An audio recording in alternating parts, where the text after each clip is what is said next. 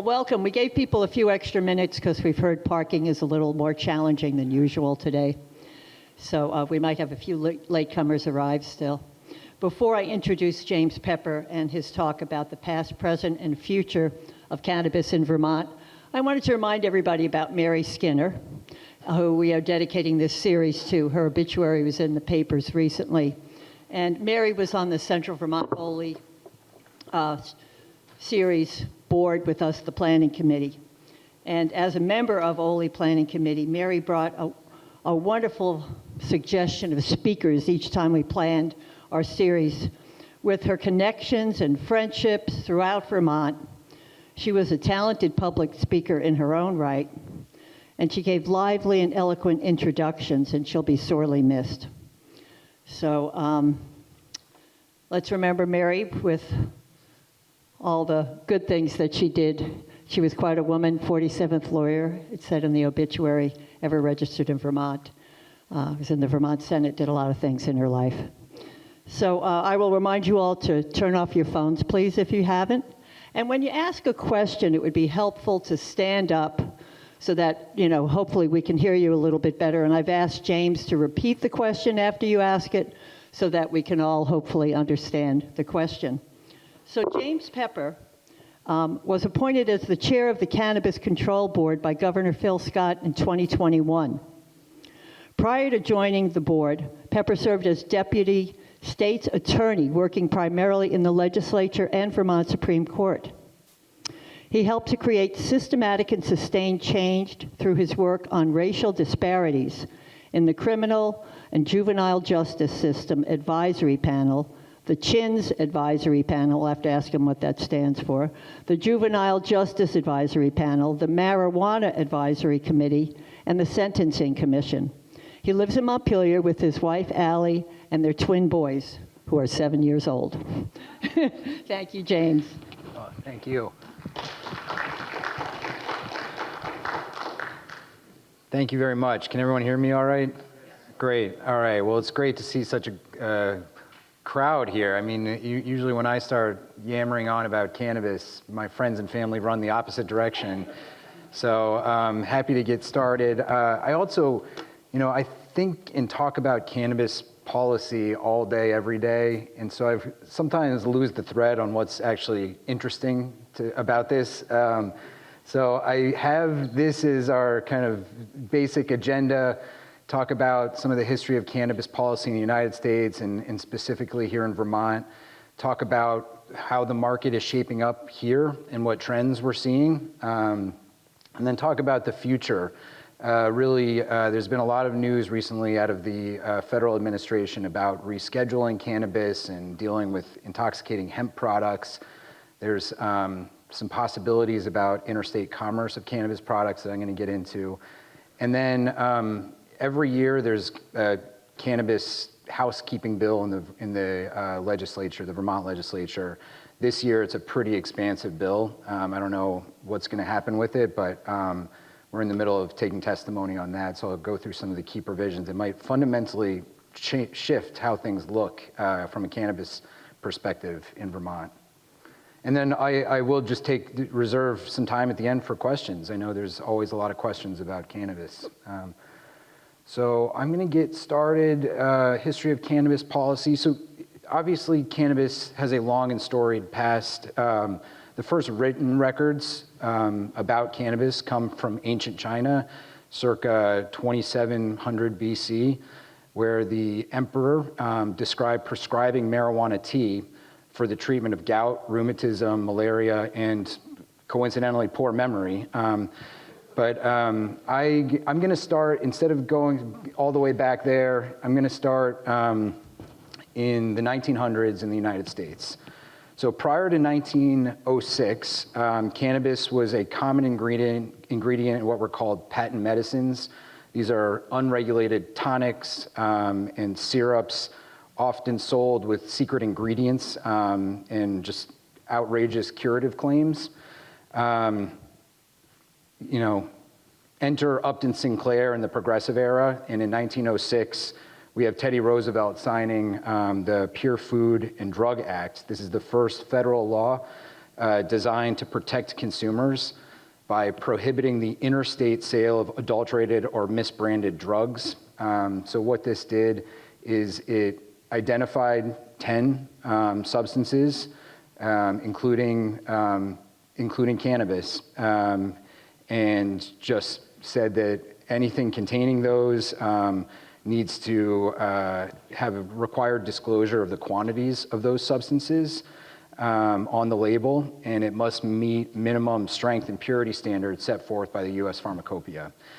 So it wasn't a prohibition on these, and it didn't force them into pharmacies or anything like that. It just required mandatory labeling and purity standards. This was enforced, this law was enforced by the Bureau of Chemistry, and that is the precursor to the current FDA. And this law is almost very similar to the current Food, Drug, and Cosmetic Act, which regulates most substances. So fast forward to the 1930s, when the various narcotic enforcement agencies federally were consolidated under one roof, called the Federal Bureau of Narcotics, and it was a man by the name of Harry Anslinger was put in charge of this. Notably, the Bureau did not have jurisdiction over cannabis initially. They had jurisdiction over narcotics, but Anslinger was very successful at waging a public opinion campaign, maligning cannabis, highlighting the dangers of it. He created something called the Gore Files, where he was taking sensationalized police reports and publicizing them with the help of his friend, William Randolph Hearst. And that, of course, he's in magazines, he was on, they created the movie Reefer Madness, and really tried to kind of shift the opinion about cannabis from medicinal to criminal. And that, of course, led to what's called the Marijuana Tax Act, which didn't criminalize cannabis. It attempted to prohibit it through taxation. So this agency, the Federal Bureau of Narcotics, was in charge of issuing high-cost stamps that would allow you to transfer cannabis, and they just made them prohibitively expensive, and B, they wouldn't issue them also. So it effectively made cannabis illegal through the kind of lifespan of the Marijuana Tax Act and the lifespan of the Federal Bureau of Narcotics. Notably, I think a common theme is going to be, does this have medicinal purposes, or should it be criminalized? Does it have abuse? Is it abuse profile such that it should be criminalized? And of course, in some ways, it's both. Just like with any controlled substance, there's benefits and potential downsides. I would just highlight that in the testimony at in Congress about the Marijuana Tax Act, the one organization that stood up and said to not do this, to testify against the bill, was the American Medical Association, saying that this Marijuana Tax Act would deprive the public of the valuable medicinal properties of cannabis, and to regulate it instead. So the Marijuana Tax Act stood for over 30 years. It was eventually challenged, legally challenged. Where's my mouse? There it is, okay. It was legally challenged by kind of a counterculture icon named Timothy Leary. And the Supreme Court found that the law was unconstitutional. But it was quickly replaced the very next year, I believe, by the Controlled Substance Act. So that is a piece of federal legislation which authorizes the Department of Justice to place various substances into one of 5 categories or schedules, depending on their medical application and their abuse profile. So Congress also formed a commission in order to deal with cannabis specifically. Where should it go on this list of five schedules? So that commission was led by the then former governor of Pennsylvania, Ray Schaefer. That's not Ray Schaefer there. I'll get to him in a second. And their job was to determine what the legal status of marijuana should be. Schaefer was a Nixon appointee. There was a 13-member commission. 9 of the 13 members were Nixon appointees. They released a report at the end called Marijuana, a Signal of Misunderstanding. And they recommended that simple possession of cannabis for personal use should be legal. And that if it's going to be regulated, it should be regulated as a Schedule III substance. I've got a little bit on the next slide about what the differences between these schedules are. The report rejected the gateway theory that smoking cannabis will lead to using harder substances, and the social harms of criminalizing this plant were going to be greater than the harms of the drug itself. So Nixon ignored that report and had his Department of Justice list cannabis as a Schedule I, which is the most highly restrictive schedule. And I have this quote here. This is Nixon's domestic chief policy advisor and legal counsel. His name is John Ehrlichman.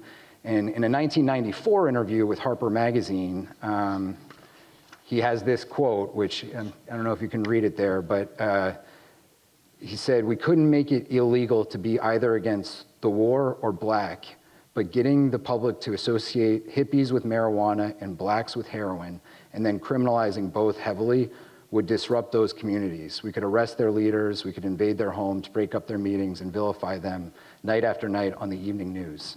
Did we know we were lying about drugs? Of course we did." So this is, 20 years after the decision to put this as Schedule I, but they certainly knew at the time what they were doing. So what is Schedule I? So the definition of a Schedule I drug, it's got a high potential for abuse and no currently accepted medical uses. All of the other schedules have some medical value. That's the kind of threshold question about Schedule I versus the other 4 schedules. And the secondary question is, what's the abuse potential for it? And marijuana, cannabis, I'll get into the difference why there's 2 different names for this plant. Schedule I, most criminal penalties for distribution, trafficking of the Schedule I drugs.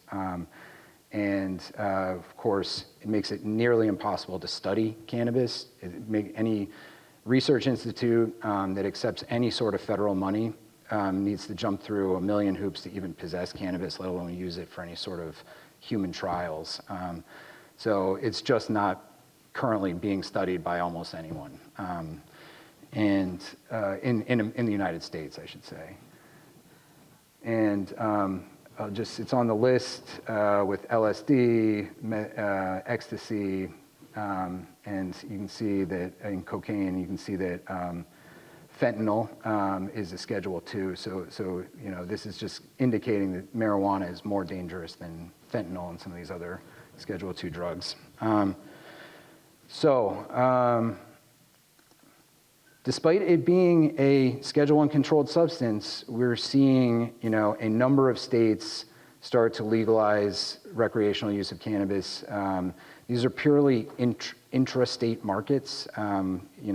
Every gram of cannabis that's sold legally in Vermont has to be grown here by one of our licensees, has to be manufactured, tested, packaged here, and it's pretty impressive that this industry can even exist like that, especially in the absence of access to banks or loans. But what I think is interesting about this slide is you see the vast majority of states, the yellow highlights, have passed this through a ballot initiative. So they put it on the ballot and the citizens vote, and if it's successful, it usually takes about 60% of the votes in favor.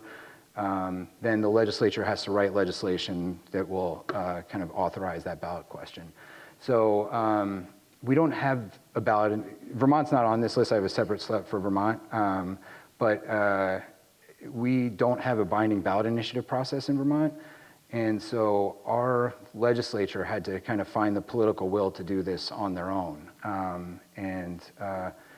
I'll get into why they made that decision. I was heavily involved there. Yeah, I think it's just notable that, it's usually driven by a ballot initiative. And so this is just a map. The blue states are the ones where it's legal for recreational. The green, every state that has recreational also has a medical program. So the blue are recreational and medical. The green are medical only. The gray are nothing, and then the ones with the dots, they've decriminalized possession, meaning there's no criminal penalties for simple possession, which usually the threshold is 1 ounce of cannabis. So you have 1 ounce or less, you may face a fine or a citation, but you're not going to face any jail time. So you may wonder how is this possible? There's a Controlled Substance Act. These are federally illegal substances. Or how is this happening? Well, in 2013, right around the time that Colorado put this on the ballot, you got to think back to Obama was president and Eric Holder was the Department of Justice Attorney General. The enforcement of the Controlled Substance Act happens through the DEA, which is a department within the Department of Justice. So they had a decision to make, Eric Holder, are we going to allow this to move forward in Colorado? And they released a series of memos collectively called the Cole Memoranda, where they said, essentially, if you can follow these 8 tenets, which are mostly aimed at just keeping organized crime and gangs and cartels out of the legal marijuana industry, if you can follow these 8 tenets, we will deprioritize your state for federal prosecution. So it's just that kind of an agreement with the Department of Justice that if you have a well-regulated state-run system that's not allowing, money to be diverted to youth or to drugs and cartels, that you will not have the DEA come, raiding your facility and arresting your state regulators. So that has been in place for quite a while. That enabled the kind of early states, Colorado, Washington, Oregon, and Alaska, to move forward with adult use sales. A lot of the principles that are in the Cole Memoranda got incorporated into what's called the FinCEN memo. This is the Financial Crimes Enforcement Network. It's a department at the U.S. Treasury, and they are in charge of enforcing the Banking Secrecy Act, which just allows the financial institutions to bank with marijuana-related businesses. So these are kind of these 8 principles are kind of scattered throughout various memos and just policy documents at the federal level. 2014, we have something called the Rohrabacher-Farr Amendment that got added to the budget, the federal budget, and the continuing resolution. It always has to be re-upped every time they pass a new budget, but it's so far always been added, which just says, directs the Department of Justice that they can't use any of their funding to disrupt well-regulated medical use states. So medical programs actually have greater federal recognition and protection than adult use. And then, of course, 2018, when we had President Trump's first term, his Attorney General, Jeff Sessions, who is very publicly anti-cannabis, just rescinded the Cole memo. And there was kind of a collective gasp across the 26 adult use states, or however many there were in 2018, just what does this mean? The cannabis industry today is about a $33 billion annual industry, and I think that the Department of Justice just essentially everything continued to operate as it did pre-2018, but we no longer have the benefit, in writing of the Cole Memoranda. Whatever it did provide, it's no longer there. So in Vermont, we'll go back to 1915. So we adopt the Act to regulate the sale of opium, morphine, and other narcotic drugs. This classified cannabis for the state purposes as a narcotic and said that cannabis could only be sold through regulated channels like pharmacies. 1947, Vermont adopts the Uniform Narcotic Drug Act. This created mandatory minimum jail time penalties for simple possession of cannabis. And then if you're a repeat offender, the penalties increase. This is still in the kind of Harry Anslinger time, and he was, he was waging this public opinion campaign to really demonize and encourage states to adopt this Uniform Narcotic Drug Act. From that time on, from the 70s on, we have seen public opinions about cannabis start to shift, and we see, there's 12 states between 1970 and the present that have started to decriminalize cannabis in various ways, or at least reduce penalties for possession. 2004, the Vermont legislature creates the medical cannabis program. This was largely a caregiver-patient model where you could grow your own cannabis. There weren't brick-and-mortar dispensaries, so you were authorized to grow just a small number of plants and be in possession of small amounts of cannabis. In 2011, the legislature permits the establishment of medical use dispensaries. At their height, there were 6 of them. Now there's a kind of new system that's emerged, which I'll get into. And then 2013, Vermont took away those criminal penalties. They left a $200 fine for simple possession of cannabis up to an ounce, but they took away the criminal penalties for simple possession. 2018, Vermont had a raging debate about whether to do tax and regulate or not, and they ended up kind of doing a half measure. They became the first state in the country to legalize cannabis. There were adult use states before there, I say through an act of the legislature, without the benefit of a ballot initiative.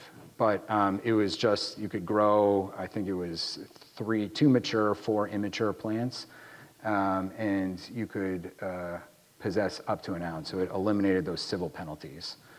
And then 2020, the legislature, I should say in that 2018 bill, they also directed the judiciary to automatically expunge anyone who had a simple possession conviction. So there was, I think, at the time, 17,000 historic convictions under that title. And normally to get an expungement, you have to petition for one. That bill directed the judiciary to just go through the records and erase those. Yeah. And 2020, the legislature passes the bill, Act 164, that creates the Cannabis Control Board and asks us to create a regulatory framework to permit this industry to operate. And then in 2022, 2022, the first legal sales of cannabis. So how are things shaping up?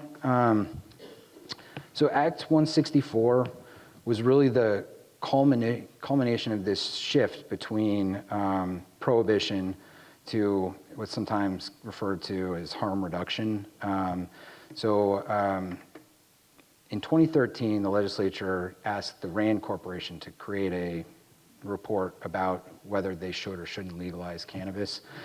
And that report said, you have about a quarter of your adult population. You have the highest usage rates of cannabis in the country. That's been true for many, many years. Their conclusion kind of was, what other product? About a quarter of Vermont adults use cannabis regularly, which they defined as past 30 days.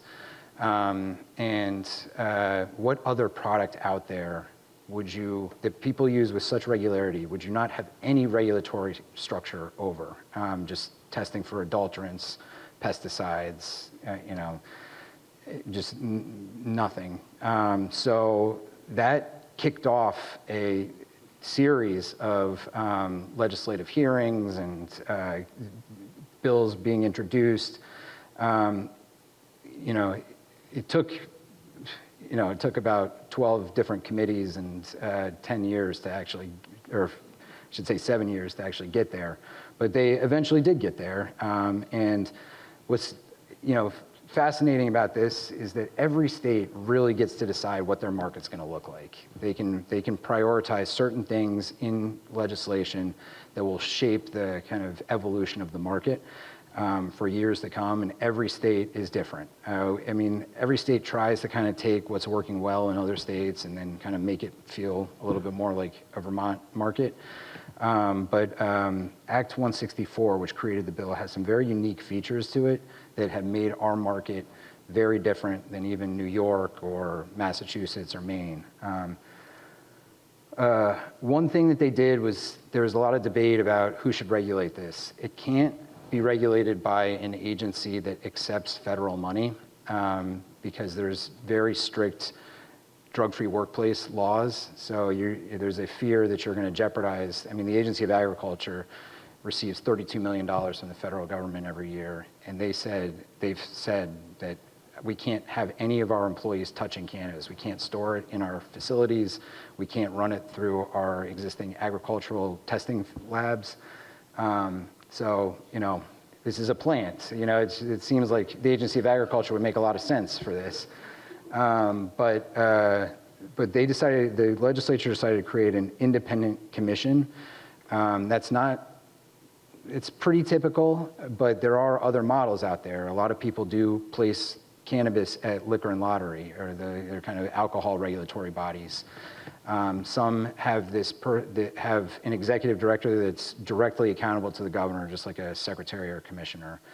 The legislature wanted this to be independent to shield it from when there's a change in administration and there may be various views about cannabis that get brought in, that those aren't kind of immediately imposed upon the market, and that there's some stability in the marketplace. So it's an independent commission. We're appointed by the governor, but we serve terms. There's 3 of us, I should say. And we serve staggered terms. That the governor, whoever the next governor is, just doesn't come in and just wipe this market out of existence. Not that that would happen, but that was the fear at the time. And our job is to safely, equitably, and effectively implement and administer the laws about adult use and medical use. And I do want to say a little bit about the medical program, because it sometimes gets short shrift in the conversation with adult use. So in order to qualify for the medical program, a doctor has to confirm, they're not recommending cannabis, they're not prescribing cannabis, they are merely confirming that you have one of these 14 conditions. And this list is set by the legislature. It's not a board rule, and so sometimes this list gets added to over the years. I think the most notable ones, the ones that took a lot of testimony, are post-traumatic stress disorder, PTSD, and chronic pain. Those are the ones that sometimes just give people, uneasiness with. What are the benefits of the medical program? Why does it even exist when you have an adult use system? So these are the basic protections or benefits of being a medical cannabis registrant, is privacy and confidentiality. In the prior kind of brick and mortar medical dispensary only system, you had to have a reservation to enter, and it only allowed one person in at a time. So you had confidentiality. Now we allow for delivery and curbside pickup, and still a reservation system for medical patients. Access to specialty products. There are a number of products that are prohibited in the adult use system, higher potency products. Things like transdermal patches that we just don't allow on the medical side, or the adult use side, that are allowed on the medical side. Access to specialty services. we have a program to train people an education program for people that interact with patients, so that you have a heightened kind of educational understanding of cannabis and how to deal with confidential conversations and confidential records. So you can have a personalized consultation, reservations, delivery, curbside, and you have access to caregivers. Access for qualifying minors. You can, in the adult use system, 21 plus, the medical system, with the consent of your parents, you can be under 18. Increased possession and home cultivation allowances. Instead of that 2 and 4, 2 mature, 4 immature, you can have 6 mature or 12 immature plants. And then tax-free purchases. The 14% excise tax, the 6% sales tax don't apply to medical purchases.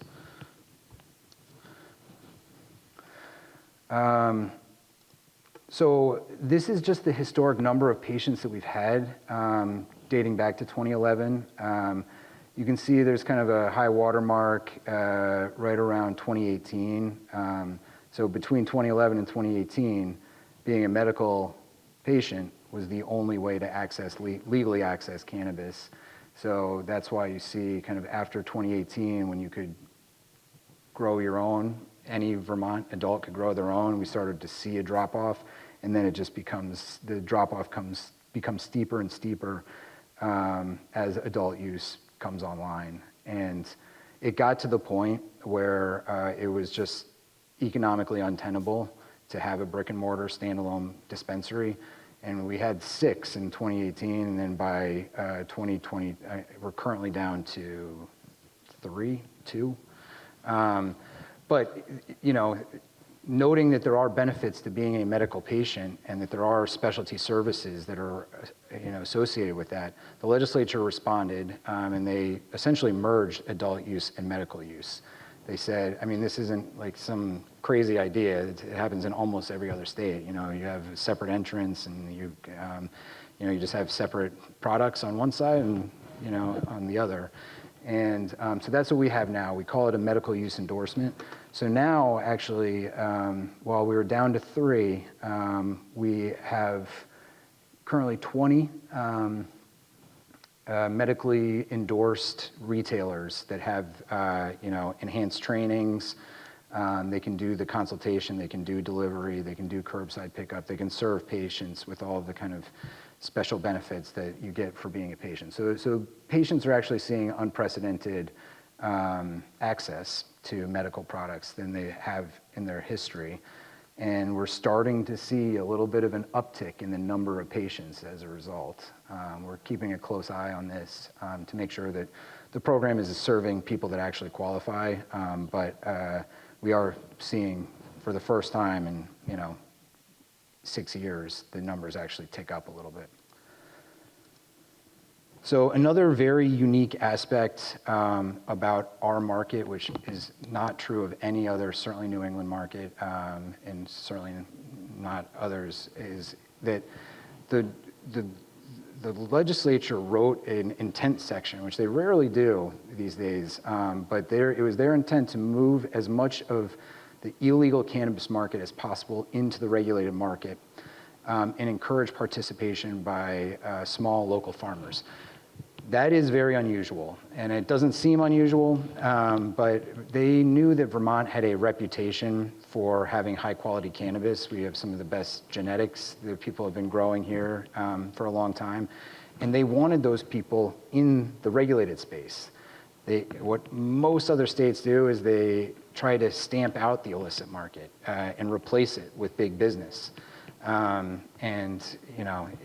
This is a totally different approach. And they gave us a couple tools in the tool belt to do this. It says, in furtherance of these goals, the board shall consider policies to promote small cultivators.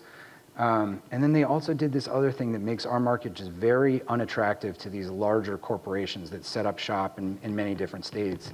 They said you can only have one license type per entity, meaning you're not going to have a franchise of Starbucks or Starbuds or McDonald's, like on every corner that's owned by one corporation. And so that's generally speaking how the larger corporations achieve the economies of scale they need to make this worthwhile, is that they will buy 10 cultivation licenses, 10 retail licenses, and really just try and dominate the market. And we don't have that here. Every retailer that you see is independently owned, and there's no kind of cross-pollination amongst ownership between two retailers. This is just a snapshot of how many licensees we have in this industry. It doesn't go back to when we first issued our licenses, but it's kind of a current picture. You see a spike in early 2025. That's because that's right around the time we have the authority. We have an open licensing system for the most part, but the board was given the authority to close application windows for certain license types. We wrote into our regulations that we were going to give the industry at least 30 days notice before we closed any license type. So people that were maybe partially through building out a cultivation facility or a retail facility, but hadn't actually hit send on their application yet, would have an opportunity. They would know ahead of time that the window's closing. And that's what happened. Right around that time, we voted to stop accepting new cultivation licenses and new retail licenses. We saw a number of businesses try to rush through the door right during that time. And so we saw a spike, and now it's starting to kind of even out a little bit. I talked a little bit about the priority for small cultivators. This slide just shows that we have 571 licensees. The vast majority of those licensees are cultivators. There's 359 of those. These really are kind of a driver of ingenuity in this industry. By way of reference, Connecticut has 4 cultivators, 4 mega farms.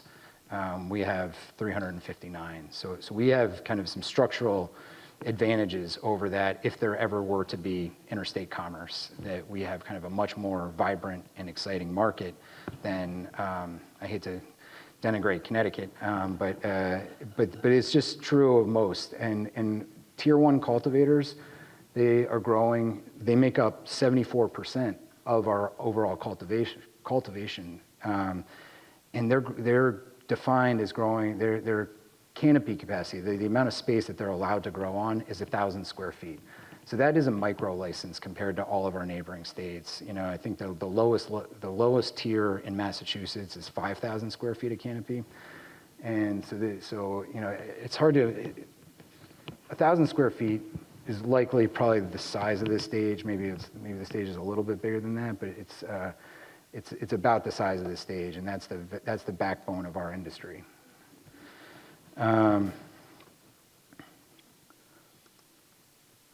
We have to register products before they ever hit the shelf, just to make sure they're compliant, that they're not attractive to youth, that they're not that they have their testing requirements submitted, that they're just meeting the kind of regulatory restrictions on packages and labeling and advertising and all the rest of it.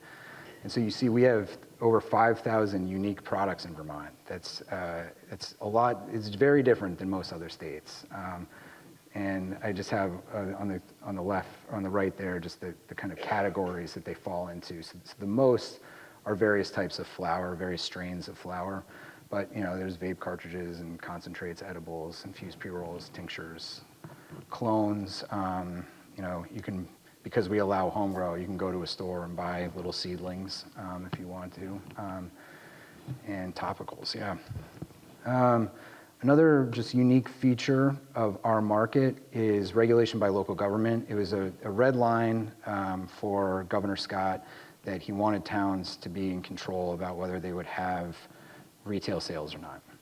So we have a number of kind of dry towns. In order to host a cannabis retailer, the town has to vote on an Australian ballot at a annual or special meeting.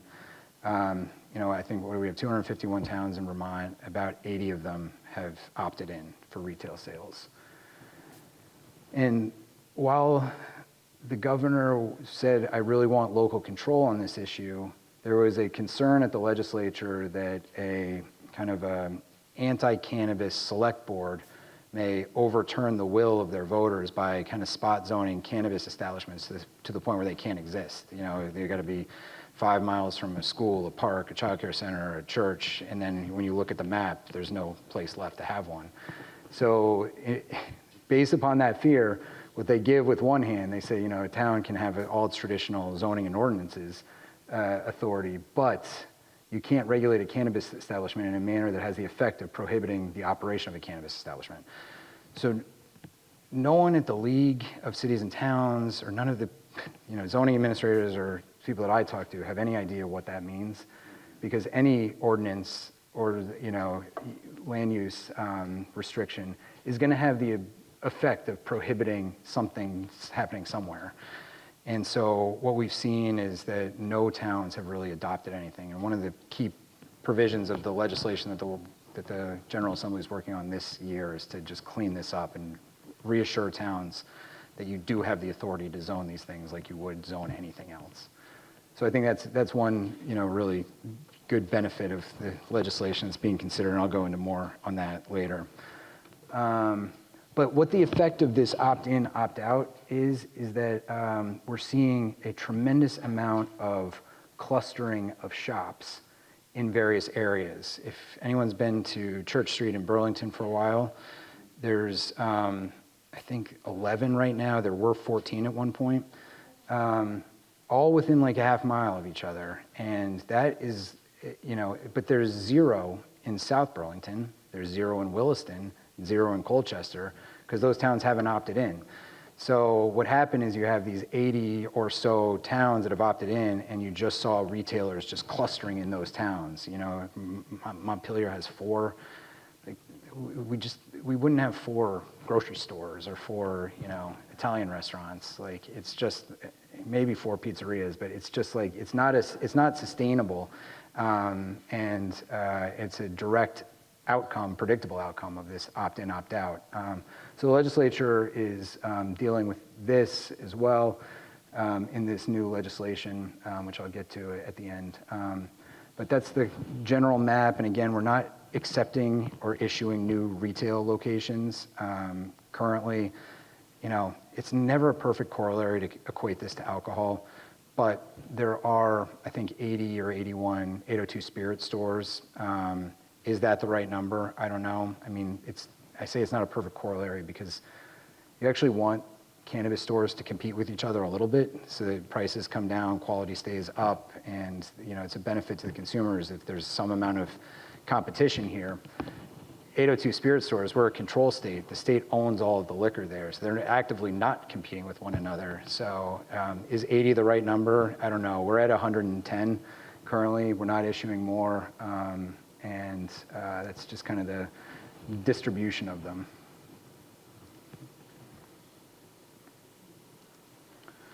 So another thing that we do is we heavily regulate advertising by law. We have a very broad definition of what an cannabis advertisement is. This is unique to the cannabis statutes. And we say that an ad cannot be placed in order to kind of run an ad. The medium has to be reasonably expected to be, the audience composition of the medium can't be more than 15% under the age of 21. So you can't, that provision, the general demographics of Vermont, I think it's about 22% of the population is under the age of 21. So that means that you don't see any general advertisements for cannabis. You don't see, cannabis stores are allowed by law a sign, but their windows are all frosted. I think you'll see you're not seeing products in the windows. You're not really seeing newspaper ads. I know that may not connect because some people are advertising in the newspaper, but a lot of them are out-of-state dispensaries that aren't subject to our laws. So they can publish ads that would be illegal in Vermont if a Vermont cannabis establishment placed it, but we don't have jurisdiction over them. Just like, come to Plattsburgh or, drive across the border and, come to our shops. And then we also have a pre-approval requirement. So the board is required to review every ad before it's published for compliance.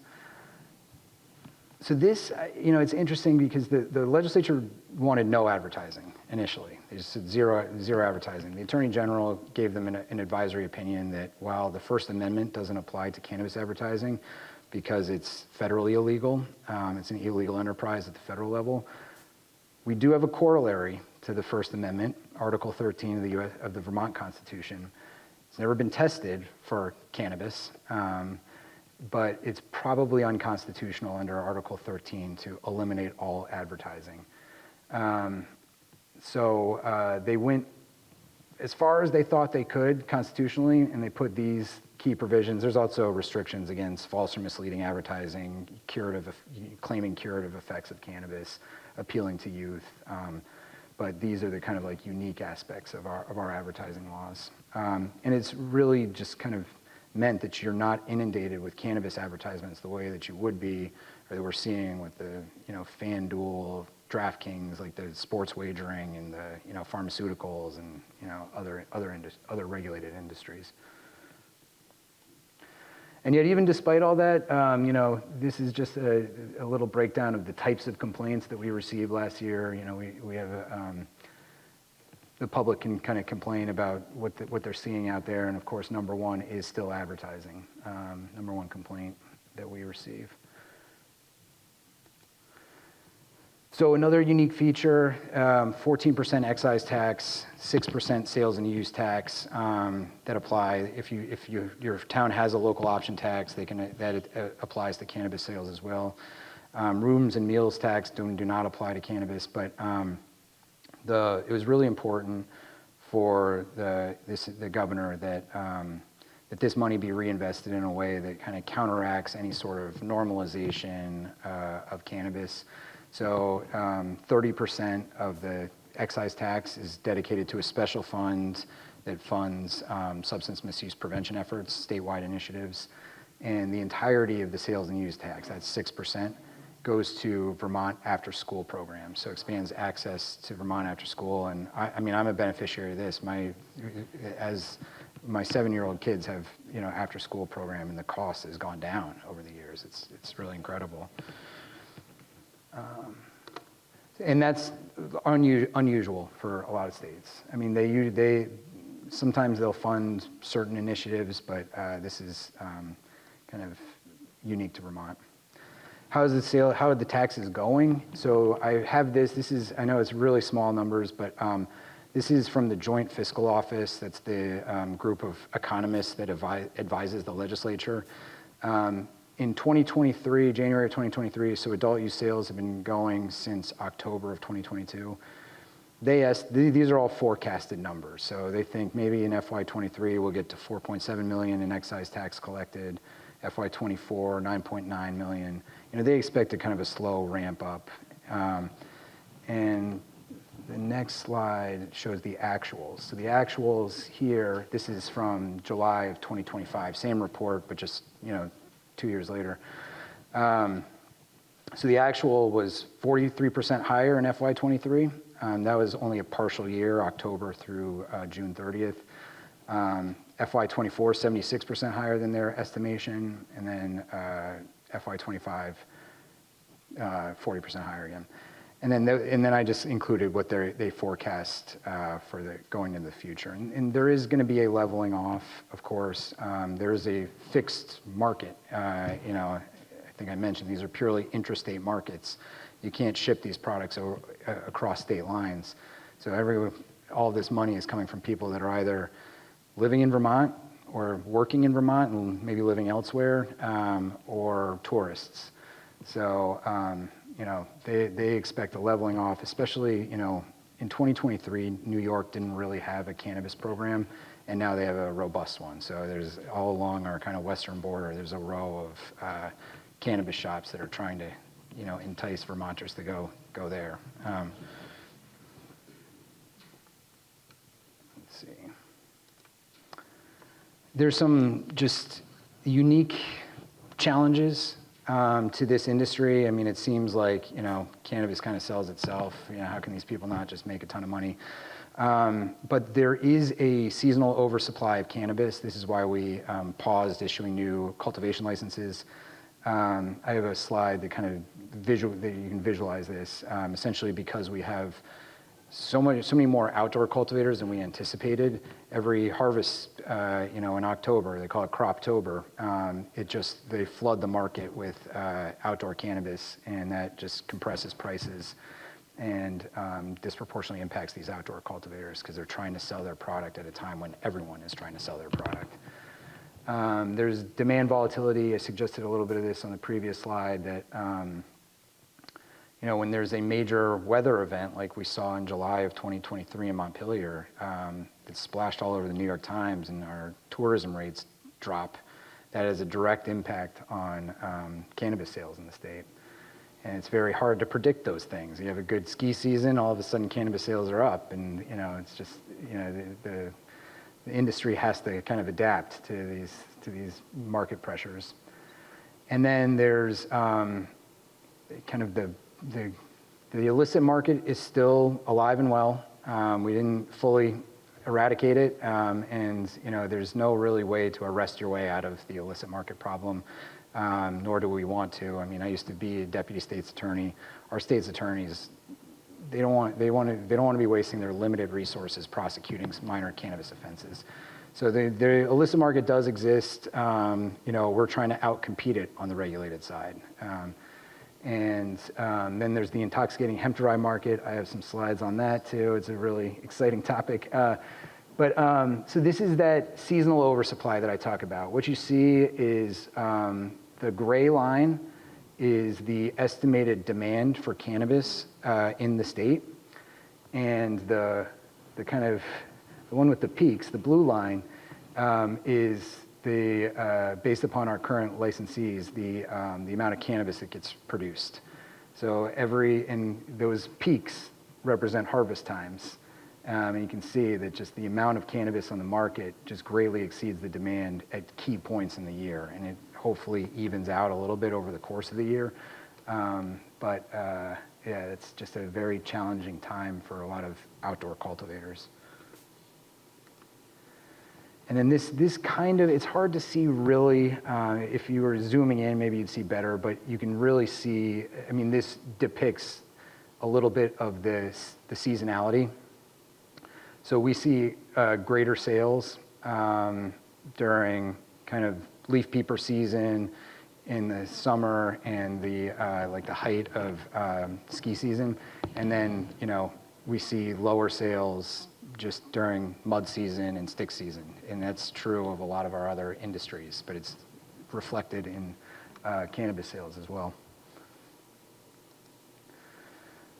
And then because this is still a illegal enterprise at the federal level, there are just very unique challenges to owning and operating a cannabis business. There's just extreme regulatory compliance costs, including seed to sale tracking, child-resistant packaging, product testing. It's about $500 to do the full panel of testing for every strain. Most federally chartered banks, credit card processors will not touch the cannabis industry. They've been advised by their governing body to not deal with cannabis funds. They're considered trafficking money, illegal funds. And so what you have are state charter banks filling the gap, but they have compliance costs that they push on to their clients, to their account holders. So it's been changing because more state charter banks have been getting into the game, but initially it was about $1,500 just to have a depository account a month, $1,500 a month, just to park money in. It's not lending, it's not loans. They're not providing any sort of financial services other than having a bank account. Insurance, there are no admitted cannabis insurers, but we require insurance, of course. What small business wouldn't have insurance? General liability insurance, product liability insurance. So these businesses have to rely on what they're called surplus line insurers. They're unregulated insurance companies that they can insure Beyonce's voice or something like that. They can insure anything that they want, but they can also charge whatever they want. And so insurance is quite expensive in the cannabis world. Also, none of the state or federal programs that we've set up for business and technical assistance, whether it's Farm Forest Viability or the Working Lands Enterprise Board or the Small Business Administration, none of them will advise a cannabis company because they, generally speaking, receive some amount of federal money and they just aren't willing to risk that to support cannabis businesses. And then 280E of the tax code, this has somewhat of an interesting history to it. So there was a drug trafficker in the 1980s, Jeffrey Edmondson, and he was prosecuted for drug trafficking, but in tax court, he argued that the tools of his trade are guns and security and scales and measures, and that he should be able to write all that stuff off on his tax returns. And the court agreed with him. So the response was for Congress the very next year to pass this new portion of the tax code, which just does not allow anyone who's trafficking in controlled substances, either Schedule 1 or Schedule 2, to write off their business expenses on their federal tax returns. So there's just this just looks at a cannabis business and a non-cannabis business, and you can just see here just the tax rate. If you make $2 million and your cost of goods sold, any normal business would write this off and only be taxed on the gross income. But a cannabis business can't. They're taxed on the whole 1.4 million, meaning that under this scenario, they're actually losing money in taxes at the end of the year. So it's just a very challenging industry to be successful at. But what's the future look like? I don't know how we're doing on time. Just 5 minutes? Okay, I can do that. Federal rescheduling. President Trump, a few months ago, issued an executive order telling his attorney general to restart a process that was started under President Biden, to move cannabis from Schedule 1 to Schedule 3. And again, that means that there's an accepted medical use and the risk profile is somewhere in between, kind of like Tylenol with codeine and, certain steroids. And she has not restarted the process yet, but this would mean that 280E exception doesn't apply to cannabis businesses anymore. So the main impacts of this would remove the applicability of 280E and increase research opportunities. What this does not do, there's a lot of confusion about what it would mean to be Schedule 3. It does not mean that you need a prescription for cannabis. Essentially, the adult use products that are in our stores are not approved by the FDA, so they don't constitute a prescribable drug. So you don't need a prescription, you don't need to use a pharmacy to get access cannabis. It does not permit interstate commerce, and it may increase banking and financial access. It may just kind of make federally chartered banks a little bit more comfortable with a Schedule 3 business as a Schedule 1. There are a number of pathways that may lead to federal legalization. One, cannabis being a Schedule 1 or Schedule 3, that's purely an administrative decision by the Department of Justice. The DEA could very easily just move it off the list altogether if they wanted to. The likelihood of that happening is probably very low under this administration. Even to get it down to Schedule 3, to get that recommendation, the FDA had to kind of change the analysis. The Department of Justice, took a recommendation from the FDA, and they had to change their analysis that they use because, it's very hard to possess or study Schedule 1 drugs. So it's almost impossible to present the evidence that you would need in order to move it off of Schedule 1. But the fact that, the executive order directed to Schedule 3 means that they're probably not going to revisit that analysis anytime soon. There could be federal legislation. I also think this is highly unlikely, mostly because there are consensus bills that can't get through Congress right now around cannabis, mostly around safe banking, providing more banking opportunities for cannabis businesses. There's just very little agreement amongst legislators about who, if this were federal, who should regulate it? Should it be the Department of Treasury? Should it be the DEA? What the tax rate should be? It's just, there's a lot to kind of work out that they are unlikely to find consensus in the short term. The Supreme Court could decide that the Controlled Substance Act is an impermissible kind of infringement on states' rights. Traditionally, drug policy is a state police power, and they actually had a case that they denied cert for earlier this year that would have paved the way towards interstate commerce.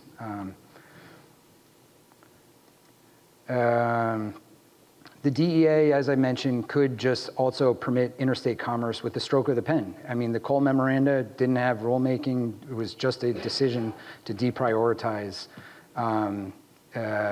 certain types of activities if you follow certain rules. They could easily just say the same thing for interstate commerce between two legal states. So this might be kind of a workaround for, probably not under this administration, but maybe the next, for allowing interstate commerce. Hemp, given the time, I'm not going to go through all of this quickly, but essentially, hemp and cannabis or marijuana are one plant with two names. There was a big push in 2018 to legalize hemp for fiber, for oils, for CBD. They wrote a definition that did this, created this legal fiction, split the plant in two. And the kind of basic threshold was how much THC does it have. If it has virtually no THC, it's hemp, it's legal, treated the same as a cucumber, as a tomato. If it's above 0.3% on a dry weight basis, then it's Schedule 1 controlled substance marijuana. I think the hemp producers found that there wasn't a huge market. The market wasn't as big as they thought for the fibers and the oils and the CBD. And so they started just extracting out all of the THC from their hemp and jamming it into products and still maintaining that 0.3%, but just increasing the weight of the product that they're putting it into. So I just use this as an example because this is a hemp product with 300 milligrams of THC in it. And that would be illegal even in the adult use side of the market. We have a 100 milligram limit on the entire package. But these companies claim that because this is hemp derived, that it's legal and that none of the state excise tax or regulations apply to it. The other loophole is it didn't talk about THCA. THCA is a precursor to THC. THCA converts into THC when it's burned, decarboxylated. So you see this is a joint, which is just a traditional weed joint, that it doesn't convert into this magical Schedule 1 controlled substance until it's burned. So up until that point, it's just hemp. And then the derivatives loophole, you can take CBD and convert it on a molecular level to THC, and that's what people are doing, and putting that kind of synthetic derived THC into products and saying that they're hemp products. And, this is big business. These are just, all of these products would be illegal in Vermont. They contain more THC in their serving size than we allow in the adult use, and they're claiming that they're hemp and ship them through the mail, sell them to kids, whatever. And then these are the kind of copycat products that you also see. These are all THC infused, but you could see why, these cause incredible consumer confusion. Mitch McConnell, somewhat recently, mid last year, said this was not my intention. He was the architect of the 2018 Farm Bill language around hemp because Kentucky is a big hemp producing state. This was not my intention, the exploitation of these loopholes. They need to be closed. In a move that shocked a lot of people, the bill to reopen the government in November closed all these loopholes. I mean, this is a $28 billion annual industry, you know, with Seth Rogen and Snoop Dogg and Cheech and Chong all getting in the middle of it. And they just systematically closed all those loopholes that I just described, but they put a delay on it for a year. So the hemp lobby, again, $28 billion annual industry, is pushing hard to get that changed. But as it stands right now, starting December 12th, those products will be illegal. Let's see. Part of that executive order to reschedule cannabis also included a directive from the president to create a national limit for THC that would kind of enable those companies to continue to operate under kind of a federal threshold of THC. So we'll see if that happens. Act 278, this is my last slide. You know, the legislature it's a bill, it's starting in the Senate, it's in Senate Economic Development. It's got Senator Ron Hinsdale, who's the majority leader in the Senate, Senator Clarkson, who's the chair of the Economic Development Committee, former majority leader, and then a few others. This is a total kind of market refurbish. I mentioned there's a lot of like higher potency products that are prohibited on the adult use side. This eliminates a lot of those prohibitions.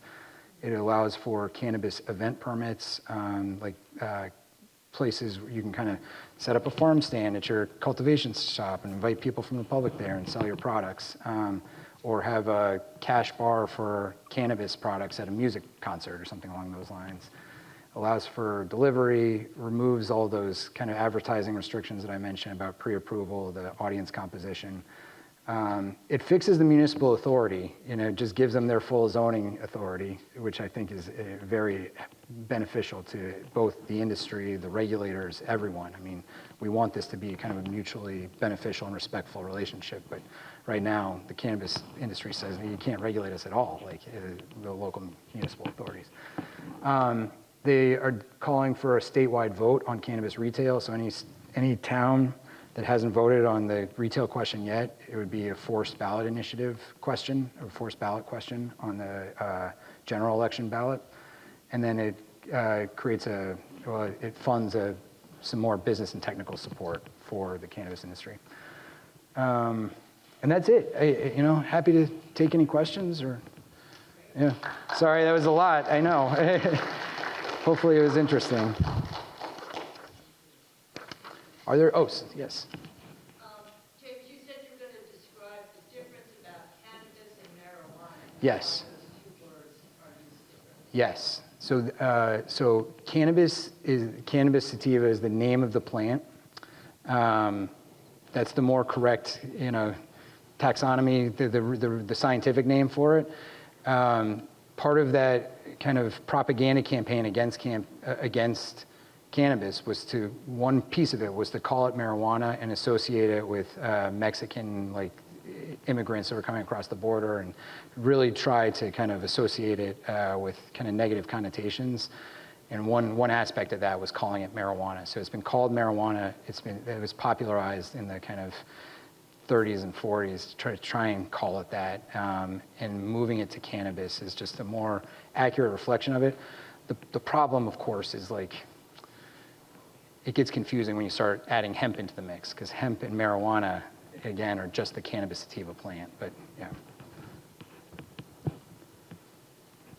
Any other questions? Sure. So you touched on it in the last slide, but right now, can cultivators sell their own product, or does it have to go through a shop? Yeah, so the question is, are there direct-to-consumer sales from the cultivator to the consumer? Currently, no. I mean, there's nothing to prevent a cultivator from getting a retail license and so going to direct-to-consumer that way, but currently, no. It's just kind of a one-way street. It goes from the cultivator to the manufacturer to the retailer to the customer. Yep. Yep. Is there an expiration date on whatever you might call products that are currently in stores? There is not an expiration date. Oh, yeah, sorry. Is there an expiration date, mandatory expiration date for flower or products that are in stores? So currently, no. Normally this is something that the FDA get involved in determining expiration dates of various products. I can tell you that what we do is have mandatory annual testing.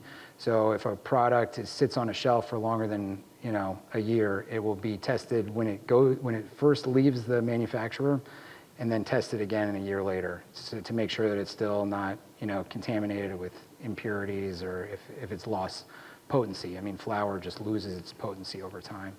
So so no expiration date. The only state that has even dabbled in this is Colorado. Has a 9-month Best Buy date, but you can still sell products after that, but you have to list. And we do have a harvested on, packaged on date on the label, and there's always on all legal products a QR code that you can scan and look at the test results and the last time it was tested and what those are. So, yes.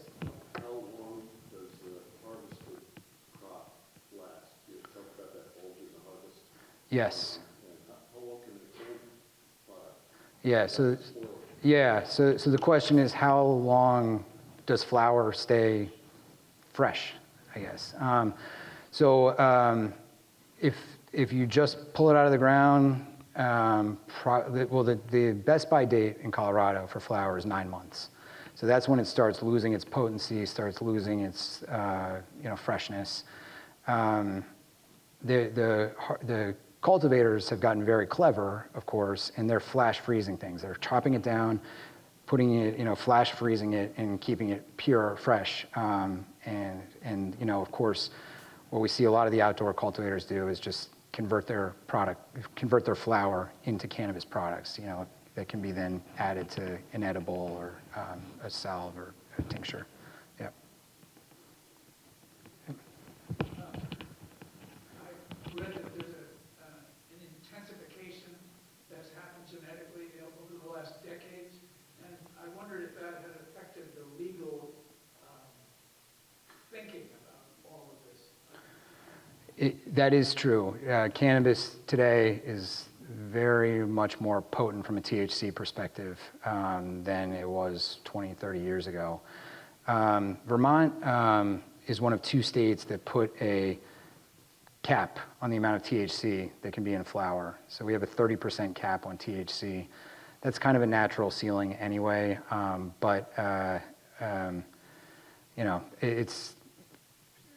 it's the unintended consequence of the cap, I think, is that people think that 30% is like the right amount of THC. So people grow to that 30%. Whereas if it wasn't, people use THC content as kind of a measuring stick for quality, when it's really not. It really shouldn't be. But it's just it requires kind of consumer education and consumer preference. But yeah. Yes. Is there any effective way to determine the amount of THC when you're driving a car? So the question is, at what point do you become impaired to drive a car based on THC? There is not. Everyone metabolizes THC very differently, and not just person to person, but also product to product. And if you're a heavy user, you have kind of a baseline amount of THC at all times. This is a big question, of course, because if you're going to have events where people can consume, how are you going to detect DUI cannabis, and how do you prosecute it? I mean, some states, Colorado has said that five nanograms of THC in your bloodstream is a presumptive inference that you're DUI. So that'd be the equivalent of a 0.08 on the alcohol side. There's not a lot of science to back it up. They just wanted to pick a number, and so they did. You can, if you're being prosecuted for DUI cannabis based on that 5 nanogram level, it's a presumptive inference. It's not a per se limit like the 0.08. So you can try and challenge it. You can say, well, I wasn't consuming cannabis. I wasn't driving erratically. You can try and challenge it, but that 5 nanogram limit I've seen in a couple of states, but there's not a lot of science to back it up.